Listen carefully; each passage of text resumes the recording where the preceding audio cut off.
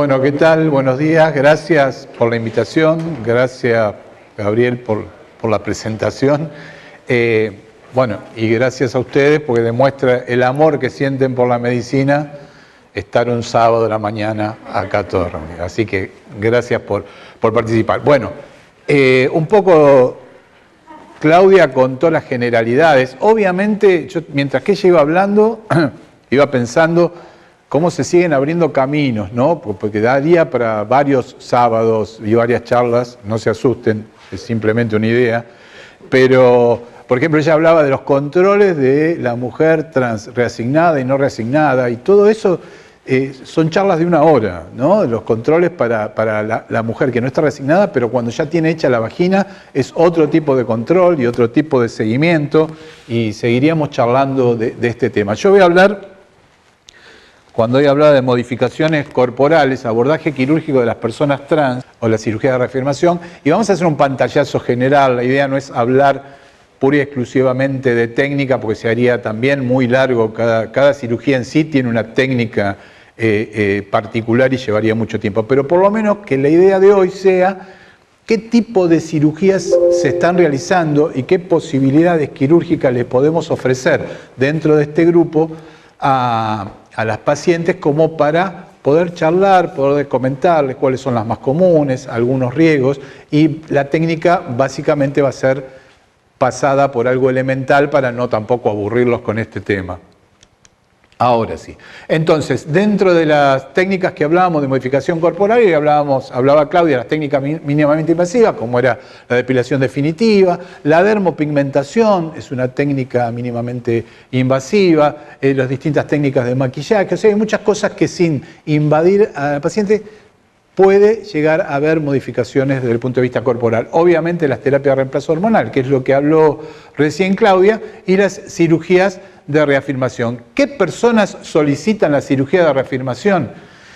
Y esto se los pongo un poco como para ustedes, si en algún momento están interesados en esta temática y quieren investigar un poco más, van a encontrar todo este tipo de denominaciones. Por ejemplo, síndrome de Harry Benjamin. Durante mucho tiempo, hace unos 15, 20 años atrás, acá en Argentina se puso todo de moda llamar a las personas trans síndrome de Harry Benjamin. ¿Quién era Harry Benjamin? Era un neurofisiólogo alemán que desarrolló toda su actividad a mitad del siglo pasado en Estados Unidos. Y este neurofisiólogo, este médico, lo que encontraba es que le llegaban muchas personas trans con síntomas de ansiedad y con intentos de suicidio, y él comenzó, eran más que nada mujeres trans, comenzó a hacer tratamientos con estrógenos. Al darle las hormonas, comenzó a ver que la ansiedad y esos intentos de suicidio disminuían. Entonces, obviamente, lo primero que asoció es, este es un problema neuroendocrino y se debe a la falta de estrógenos.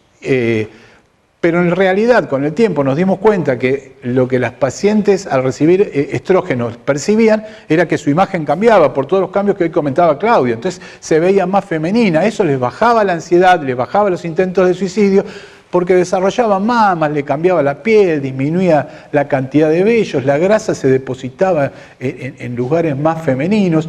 Entonces le pifió por ese lado a la teoría de Harry Benjamin. De todos modos, durante mucho tiempo se siguió llamando síndrome de Harry Benjamin. ¿Por qué? Porque también enumeró un montón de pautas que todavía hoy se siguen usando en algunos centros que atienden a las personas trans. Ustedes, cuando investiguen algo, van a encontrar algo que es la prueba de vida. ¿Qué es la prueba de vida? Se exige, inclusive en algunos países, todavía lo están exigiendo, que la persona viva 1 o 2 años con el rol de acuerdo al sexo que desean reasignar, ¿sí? Entonces dice, bueno, vos querés reasignar al femenino, tenés que vivir como una mujer, comportarte como una mujer, vestirte como una mujer. Siempre todo esto genera polémica, porque digamos, ¿qué es hoy para nosotros en Argentina con la ley de identidad de género? Vestirte como una mujer. O sea, pero seguimos con ese concepto, estamos hablando mitad del siglo pasado, ¿sí? De todos modos, en algunos centros se sigue utilizando. También exigen que tengan por lo menos 1 año de tratamiento hormonal. Todos esos ítems fueron los enunciados por Harry Benjamin.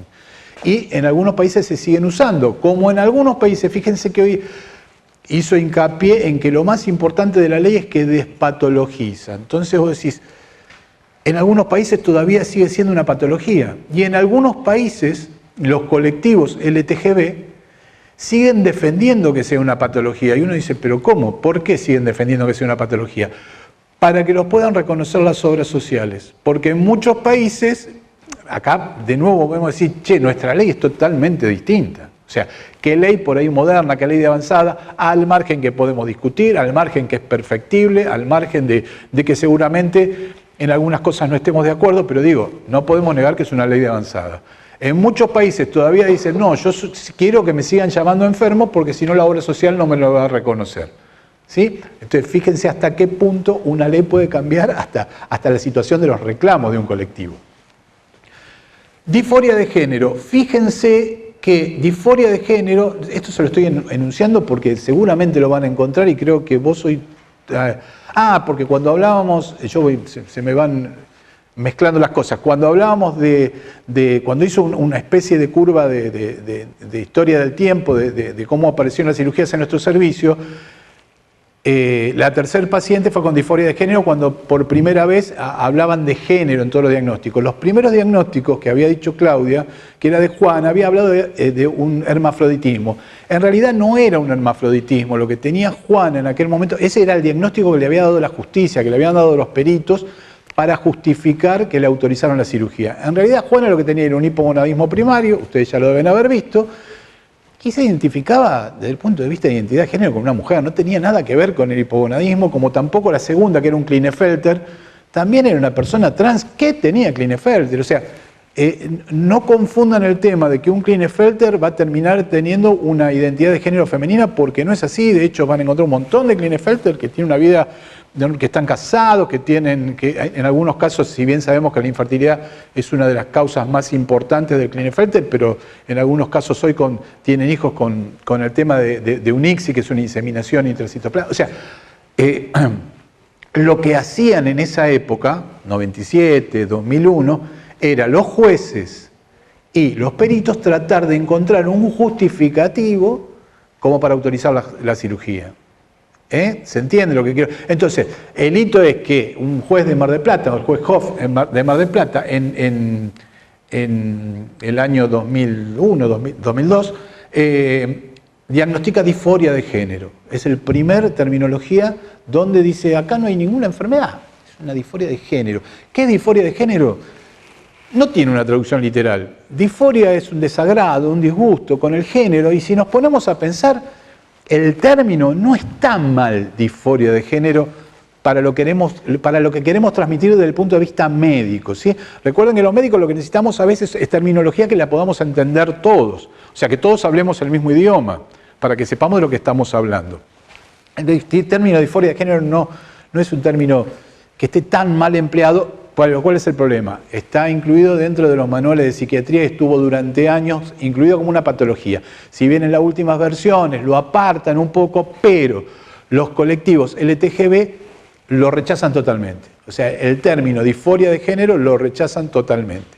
Así todo, muchas veces las obras sociales para reconocer algún tipo de tratamiento piden que pongamos disforia de género para tratar de tener un diagnóstico y poder autorizar. Esto es una lucha que se viene mejorando mucho en los últimos años, pero que todavía perdura. Nosotros cuando hacemos alguna indicación o algo ponemos el número de la ley de identidad de género, el número tanto, como para que el que recibe esa receta, ese protocolo, eso, entienda que hay una ley, que no hay que poner un diagnóstico porque no hay una enfermedad. Con el tema de disforia de género tengo una anécdota que es genial. Hace unos años conocí a una directora de cine que estaba haciendo una película que es Karina Sama. Recuerden este nombre porque después, si quieren googlearlo, hizo una película que se llama Madame Butterfly, que es la historia de distintos pacientes. Hay transexuales, hay homosexuales, hay que viven de la prostitución. Es una especie de documental, está muy bueno, por ahí lo pueden encontrar en YouTube. Karina Sama, y la otra es, no estoy haciendo publicidad porque no me pasa un peso Karina, pero está tan buena porque se aborda esa temática y está lindo, es ameno.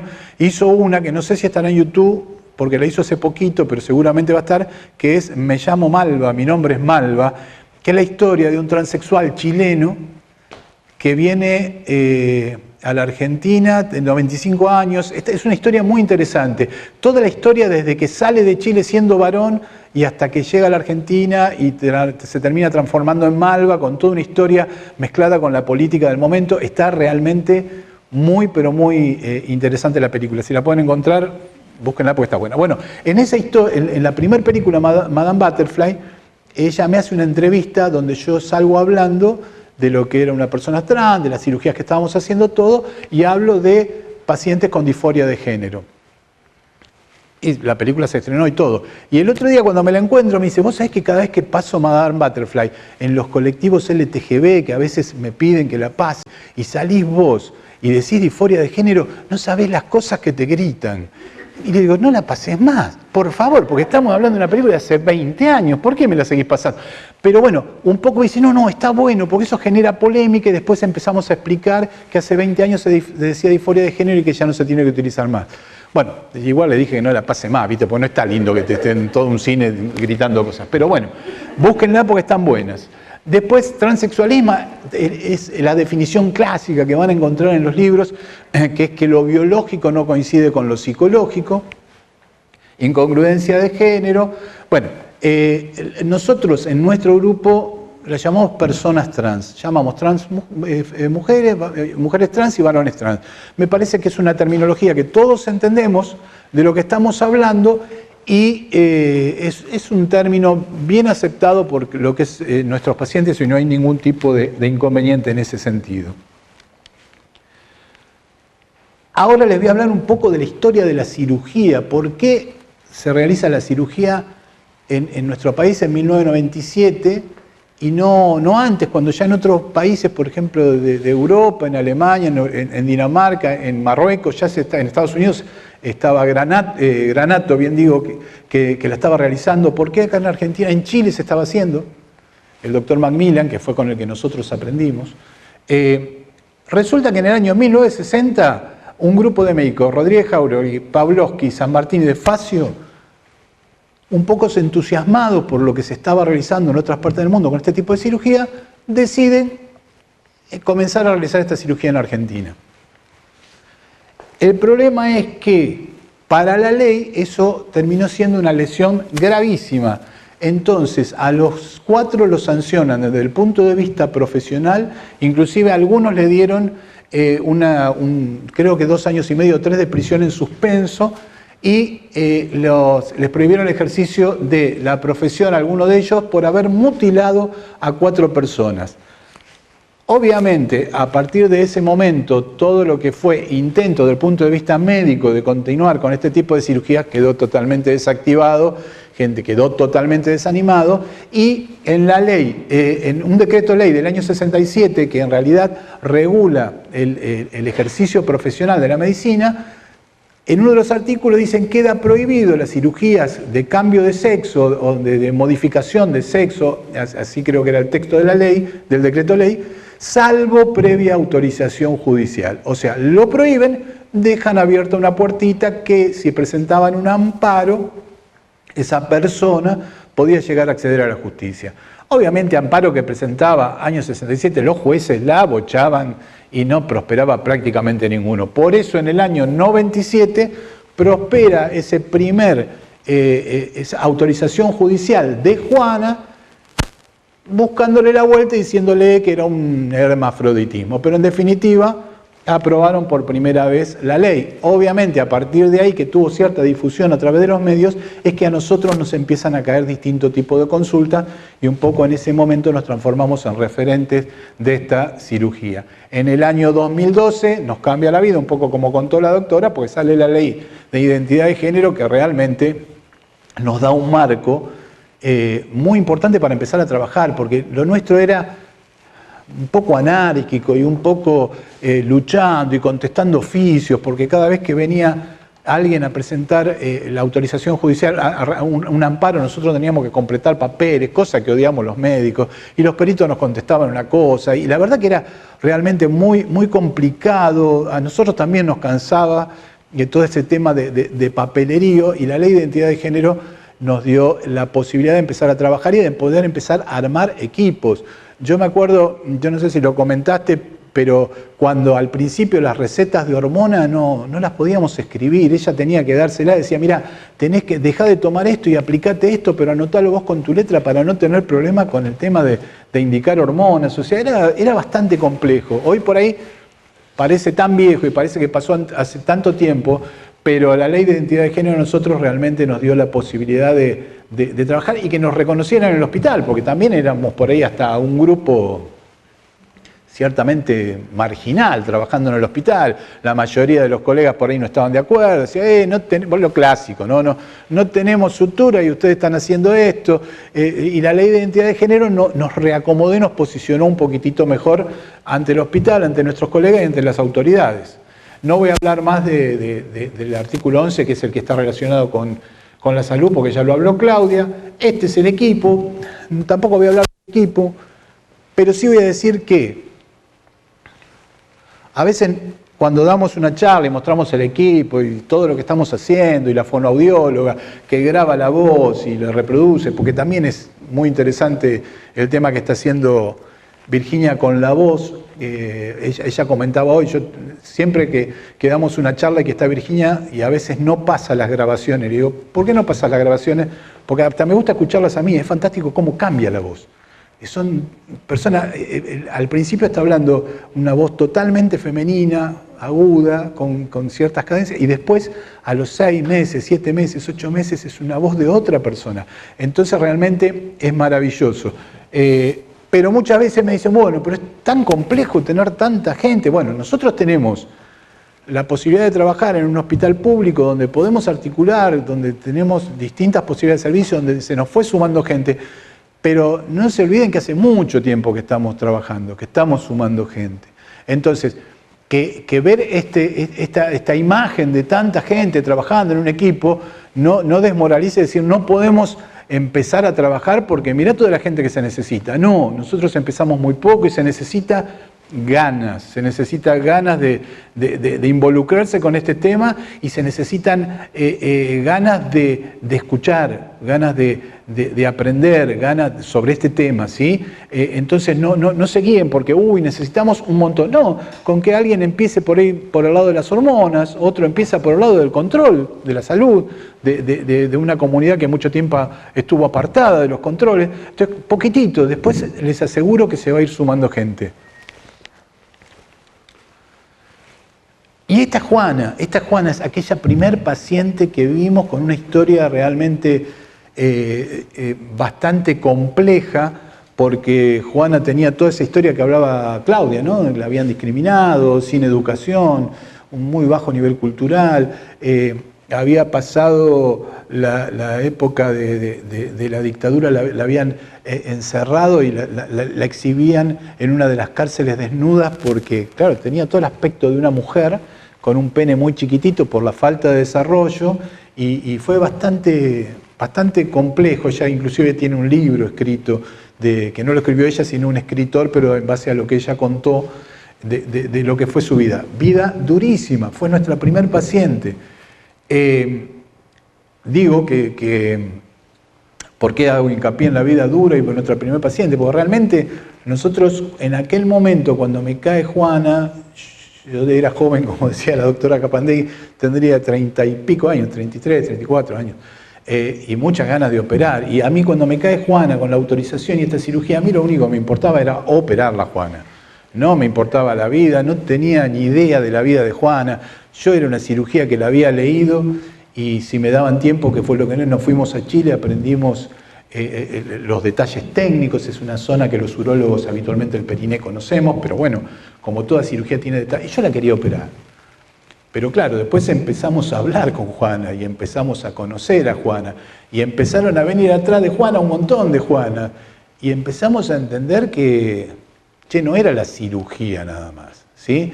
Y empezamos a darle un poco más de valor a lo que nosotros hacíamos desde el punto de vista de como médico. Yo siempre digo, lo decimos con Bustos, que es el otro cirujano que me viene acompañando desde hace muchos años, la mayoría de estas chicas nos llaman para el día que festejan el día del cumpleaños, el día que lo operamos. O sea, se acuerdan y dicen, doctor, hoy cumplo 9 años, hoy cumplo 7 años, hoy cumplo 8 años. Se acuerdan siempre de nuestros cumpleaños, se acuerdan siempre de saludarnos para fin de año. ¿Se acuerda? Digamos, fuimos sin lugar a dudas importantes, y eso como médicos es muy gratificante, porque por ahí operamos a un paciente, un cáncer de riñón, le vaciamos toda la vena cava, lo salvamos, no lo vemos nunca más. Y estas pacientes como que generan un vínculo con nosotros que lo venimos continuando a partir de hace... Juana estuvo hace 3 o 4 años, está viviendo en Mendoza, o sea, hay un vínculo que no se rompe. Por eso digo, es tan importante el poder dar un marco. Fueron tan discriminados que el hecho de tener un grupo que las pueda contener genera un vínculo que lo van a mantener durante toda la vida. Bueno, un poquito acá les quería... Esto es una entrevista que le hacen a Juana en un diario a los 20 años de la cirugía. Y fíjense lo que decía Juana: yo quería tener a alguien que me solucionara, ser hombre o ser mujer. Esa era la locura mía. Fíjense la expectativa de Juana. Hoy vos hablabas de las expectativas de los pacientes. La expectativa de Juana era que mi locura era: yo soy hombre o mujer, a que alguien me lo solucione. Simplemente eso. Juana no quería tener más pene y que le dijeran: mira, vos sos mujer, no tenés más pene.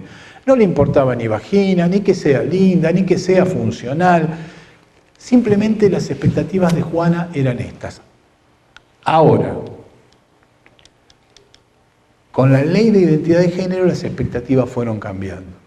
Porque hoy la ley es generadora de derechos, las chicas que vienen ya no son chicas que se dedican a la prostitución, muchas de las chicas son profesionales, están estudiando, están trabajando, tienen un trabajo en la administración pública, tienen una obra social y son más jóvenes y tienen otro tipo de expectativas y ya no quieren no tener pene. Quieren no tener pene y quieren tener una vagina que sea funcional, y quieren tener una vagina que sea bonita, y quieren tener clítoris. Y eso nos obligó a nosotros como cirujanos a tratar de ir mejorando día a día la técnica para dar un poco cumplimiento a estas expectativas. Ahora, ojo, fíjense, las expectativas a veces chocan con la realidad. Entonces, nosotros tenemos que, como cirujanos, antes de la cirugía, yo digo, háganme todas las consultas que quieran, porque esta cirugía es irreversible. Entonces, tenemos que tomarnos todo nuestro tiempo, todas nuestras consultas, todo lo que sea necesario para despejar y que no haya un choque entre las expectativas y la realidad. Esto digo, hay muchas fantasías, hay muchas pacientes que ustedes van a ver que dicen, muchas vienen a preguntar: doctor, ¿es cierto que si me opero me vuelvo loca? Bueno, sentémonos, charlémoslo, porque eso es lo que circula por ahí en el boca a boca. Otra paciente un día la operamos, todo bien, le explicamos todo, nos cansamos hablándole, le explicamos que tiene riesgos, le explicamos que es una cirugía larga, que es irreversible. En el posoperatorio, a 4 o 5 meses, viene y me dice: ¿y cuándo voy a quedar embarazada? ¿Cómo hago? Y bueno, y esa es una realidad que parece, cualquiera dice: no, mirá, no vas a que no tenés útero. Para ella fue una decepción total, y nosotros dimos por sentado que ella tenía que entender que no tenía útero. Entonces digo, acá hay que tomarse todo el tiempo necesario para despejar todo tipo de dudas y que no haya esa confrontación entre expectativas y realidad. Y nosotros como profesionales, como cirujanos, lo que tenemos que tratar es de que esas expectativas que tienen, ir mejorando esa técnica para cada día darle, para que se vayan uniendo entre expectativas y realidad cada vez más esos dos caminos. Pero no nos olvidemos nunca de hablar con la paciente. Entonces, ahora adentrándonos un poquitito en lo que son las distintas técnicas, vamos a tener técnicas feminizantes y técnicas masculinizantes. Feminizantes, la feminización facial, la cirugía de la voz, la mamoplastía aumentativa, la cirugía de nuez de Adán y la vaginoplastía.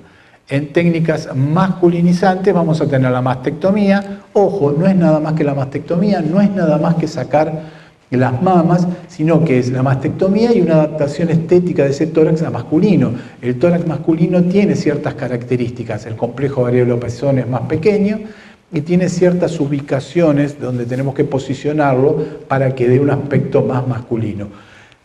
Ahora después igual lo vamos a ir viendo.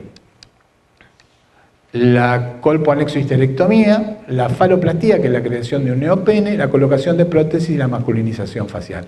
De algunas técnicas no les voy a hablar porque la mamoplastía aumentativa saben que es colocar prótesis mamarias, o sea, lo único que por ahí les puedo decir de eso es que hoy la doctora decía, en general, en muchos centros, sobre todo los norteamericanos, van a encontrar que les exigen un montón de cosas como hablábamos hoy, como por ejemplo tratamiento hormonal previo a un año. Nosotros en nuestro grupo no exigimos nada. Nosotros le decimos, tenemos este abanico de posibilidades, estos son los servicios que te podemos ofrecer, te aconsejamos que hagas esto, que hagas lo otro, pero muchas pacientes o pacientes no quieren tener tratamiento hormonal, porque tienen miedo, porque tienen problemas de hígado, porque lo reciben una vez. Entonces, no le exigimos tratamiento hormonal previo de un año, de 2, de nada. Si no, lo aconsejamos, creemos que está bueno que lo haga, porque ya empieza a haber ciertos cambios previos, esos cambios corporales previos, y que la cirugía sea, y que esos cambios generalmente son reversibles, y que la cirugía sea el último paso de todo eso, pero no lo obligamos, ¿sí? Sí lo aconsejamos vehementemente cuando hay que colocar una prótesis mamaria. ¿Por qué? Porque no nos olvidemos que un tórax de un varón cis sin tratamiento hormonal es chato, tiene músculo y piel nada más. Colocar una prótesis ahí dentro se hace complejo porque no hay posibilidad de que los tejidos se distiendan o la prótesis tiene que ser muy pequeña. En cambio, si reciben tratamiento hormonal previo de un año, ya desarrollan, como decía hoy la doctora, cierto volumen mamario y eso facilita crear un bolsillo desde el punto de vista quirúrgico para poder colocar una prótesis mamaria dentro de ese bolsillo.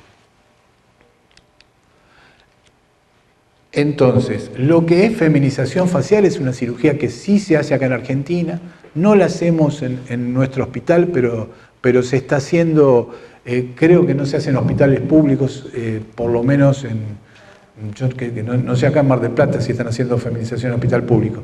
Sí se hace en privado, pero bueno, se las nombro para que sepan que se hace. En definitiva, lo que es tratar de suavizar y redondear todos los ángulos óseos, tanto del maxilar, de la mandíbula, se mejora la nariz, en la parte, a ver si está en el otro slide, la parte frontal, fíjense que se suaviza y esto se hace haciendo una incisión en el implante del cuero cabelludo, se levanta toda la piel. Yo tengo imágenes, no las traje porque tengo imágenes que sacamos de un curso que hicimos, que lo hizo un cirujano plástico, pero no las traje para que no se haga tan largo, pero en definitiva se las describo así. Lo que hace es levantar donde está el implante piloso, ir a trabajar sobre toda la parte ósea del frontal, se suavizan, se redondean. Fíjense que también se hace la rinoplastía, se puede colocar algún tipo de sustancia bulking para aumentar los labios y también se mejora el implante. Recuerden que el implante de los varones sí tenemos entradas, ¿sí? Y en cambio la mujer la implantación pilosa es más coronal, más como una coronita. Entonces se mejora eso y se cambia realmente todo el aspecto de esa cara. En Brasil hay muchos cirujanos plásticos que hacen unos resultados realmente maravillosos. Esto es cirugía de la voz. A ver si se pueden dar una idea. Esto es una imagen endoscópica. Fíjense, estas son las cuerdas vocales. No sé si se alcanza a entender la imagen. Aquí hay una gasa. Esto lo hacen, se puede hacer con cualquier tipo de elemento. Esto está hecho con láser. Lo que se hace es se debrida un poco las cuerdas vocales y aquí fíjense que se coloca un punto para tensar las cuerdas vocales, se puede colocar 1 o 2 puntos. Esto hace que la voz se vuelva mucho más aguda. El problema de esto es que no sabemos cuán aguda le va a quedar la voz hasta después en el posoperatorio, ¿sí? Pero bueno, se los nombro porque es una cirugía que se está haciendo.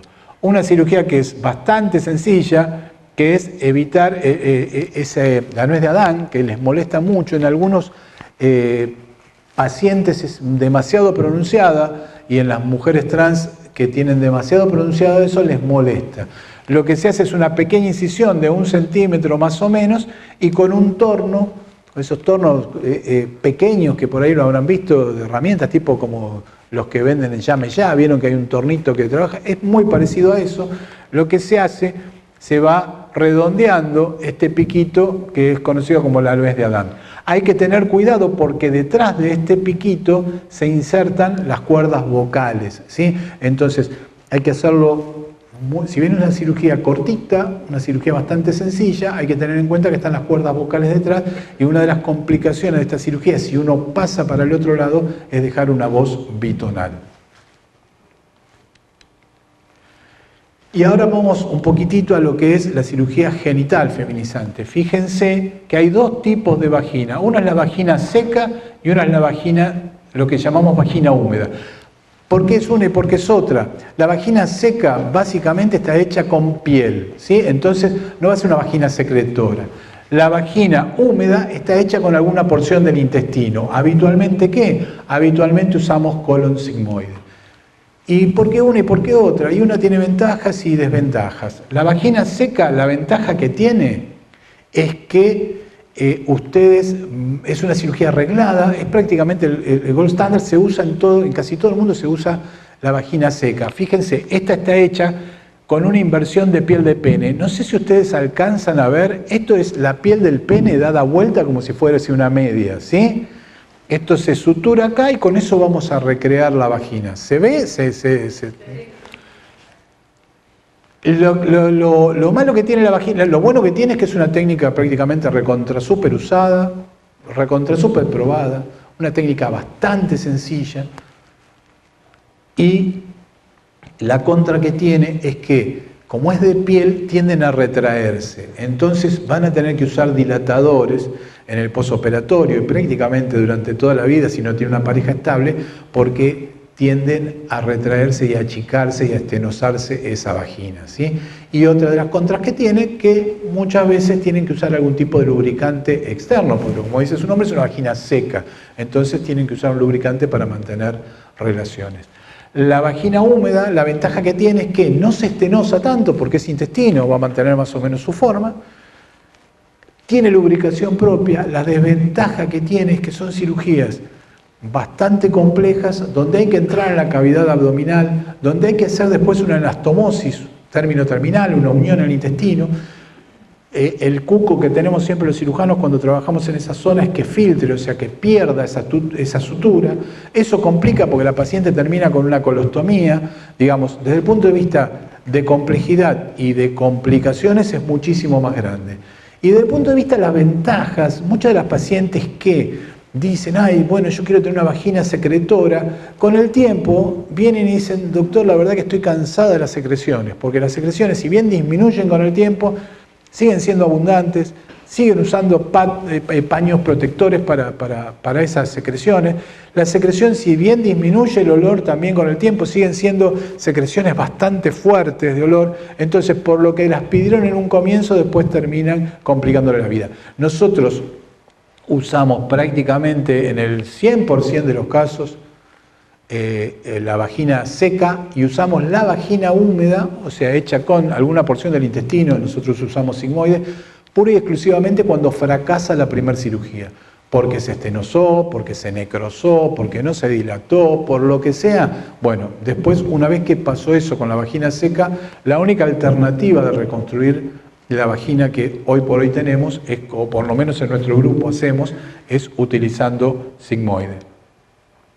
Lo que hacemos, les repito, es simplemente a modo ilustrativo y rápido, no es para hablar de técnica, pero colocamos a la paciente en una posición que nos permita una buena exposición del periné, porque vamos a tener que trabajar en ese lugar. Fíjense, la incisión es entre 2 centímetros del margen de ano y la base del pene.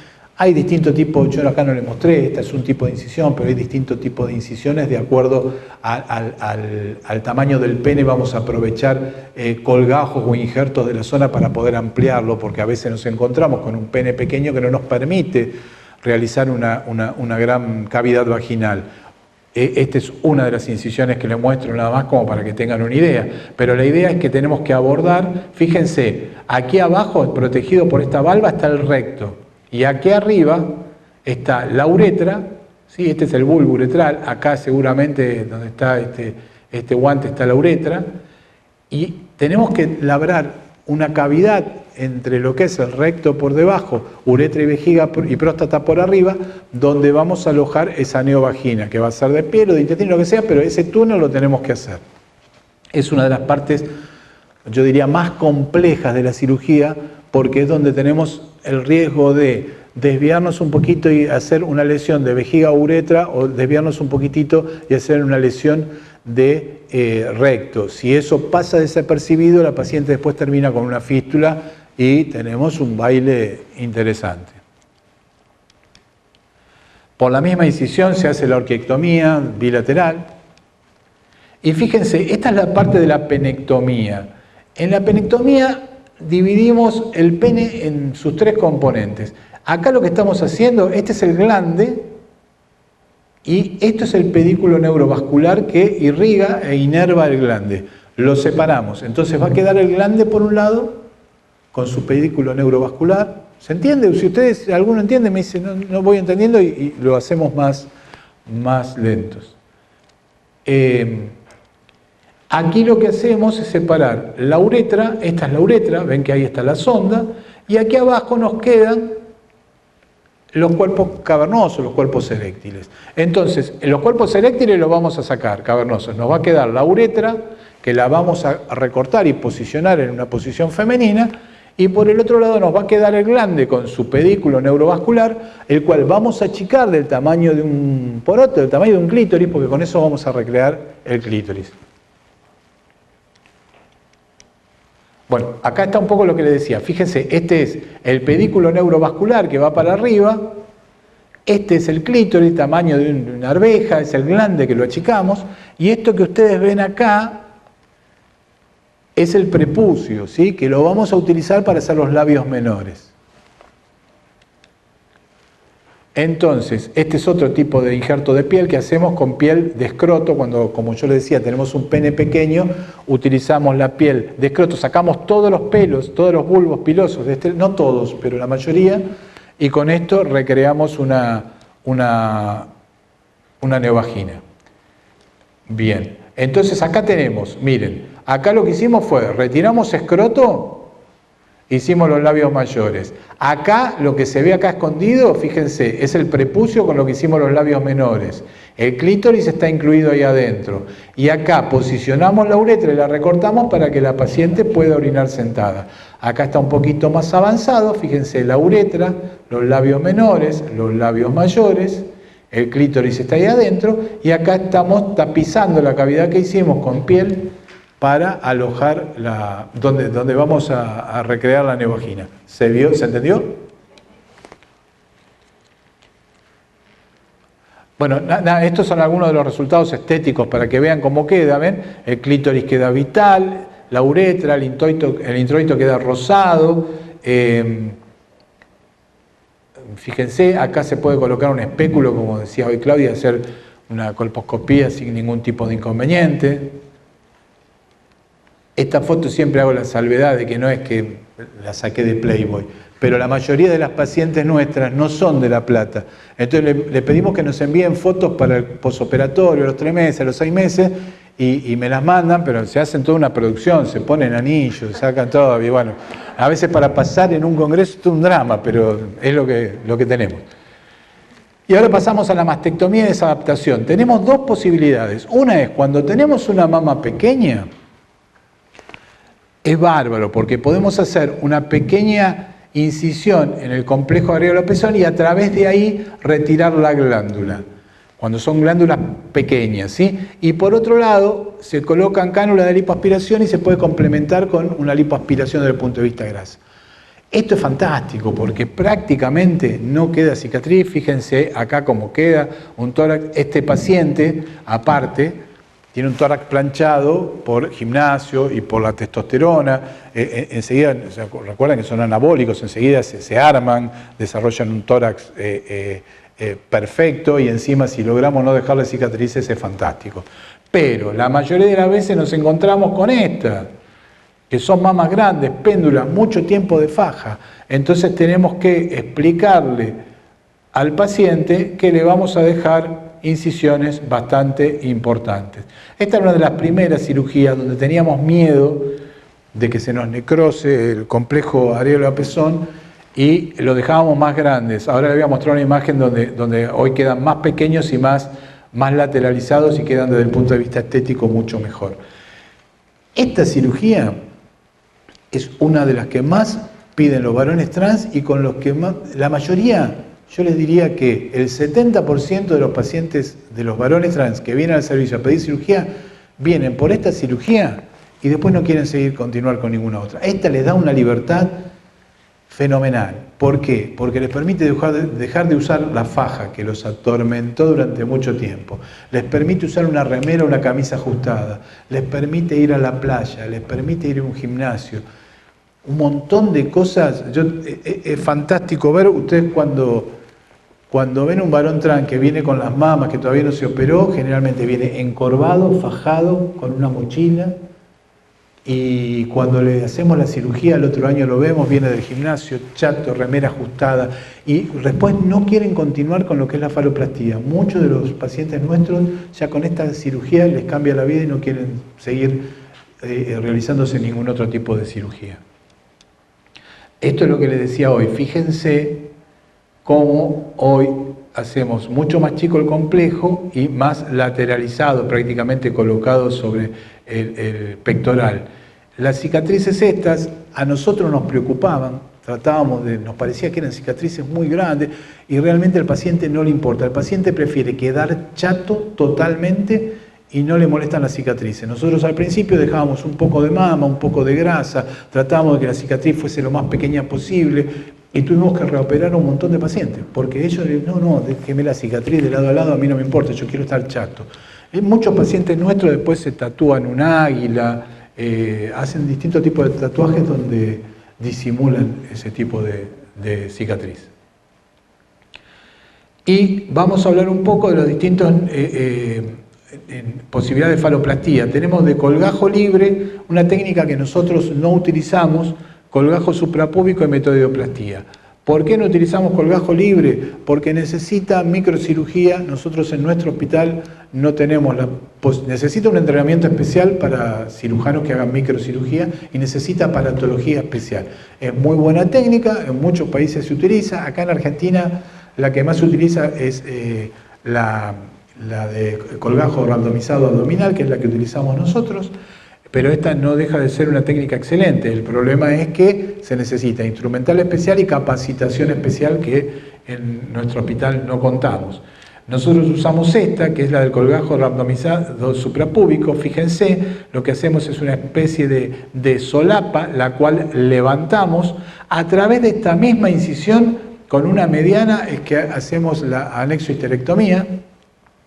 Luego tubulizamos esta solapa que hicimos, ven cómo se ve acá, y con eso formamos el neopene. Después les voy a mostrar algunos de los resultados.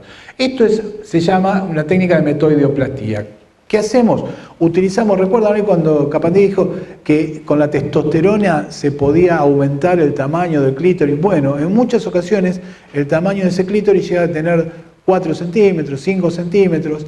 Entonces, con este tipo de técnica quirúrgica que vamos a buscar a desinsertar el ligamento que sostiene el clítoris y le vamos a dar de esos 4 centímetros, por ahí 5 o 6 centímetros, a alcanzar un pene de ese tamaño, le prolongamos la uretra, ¿sí? Que lo hacemos con labios menores en la parte de acá y con mucosa yugal, mucosa que sacamos de la boca, en lo que vendría a ser la uretra peniana, y luego le colocamos 2 prótesis testiculares. Esta técnica se llama metoideoplastía, da un pene muy sensible, un pene eréctil, pero lo que pasa es que es un pene extremadamente pequeño como para mantener una relación sexual efectiva. Entonces, algunos pacientes lo reclaman, pero no son la mayoría. Luego tenemos la utilización de prótesis. ¿Qué prótesis vamos a utilizar? Las testiculares son las prótesis comunes que se utilizan en los varones cis, por algún caso de oncológico que hubo que extirpar un testículo. Bueno, en este caso lo vamos a utilizar, lo que vamos a hacer la escrotoloplastía, o sea, vamos a recrear el escroto con los labios mayores y vamos a colocar estas prótesis de silicona. Y por otro lado, después de haber hecho la faloplastía entre 6 meses y 1 año, vamos a colocar una prótesis peniana para que ese pene pueda tener erecciones y mantener relaciones. Esta es una prótesis hidráulica.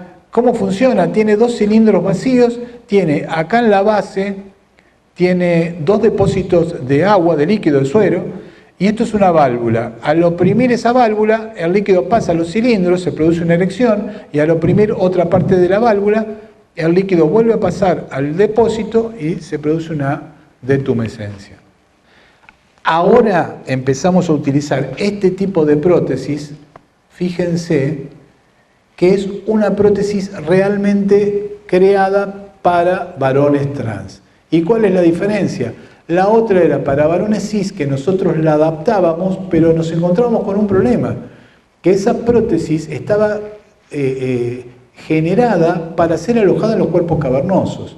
En los varones trans no vamos a tener cuerpos cavernosos, entonces no tenemos cómo fijarla, ¿sí? Antes la prótesis, cuando uno pone una prótesis en un varón cis, la coloca dentro del cuerpo cavernoso y va a la crura, ya al fondo, queda anclada ahí. El varón no la tiene, entonces lo teníamos que fijar con puntos a la buena de Dios a la sínfisis pubiana. Y por otro lado, fíjense que esto termina en punta, ¿sí? Al no tener un cuerpo cavernoso distal, lo más probable es que en muchas situaciones se hiciera una escala por decúbito y la prótesis saliera por la punta de ese neopene. Entonces, unos hermanos que son belgas recrearon esta prótesis.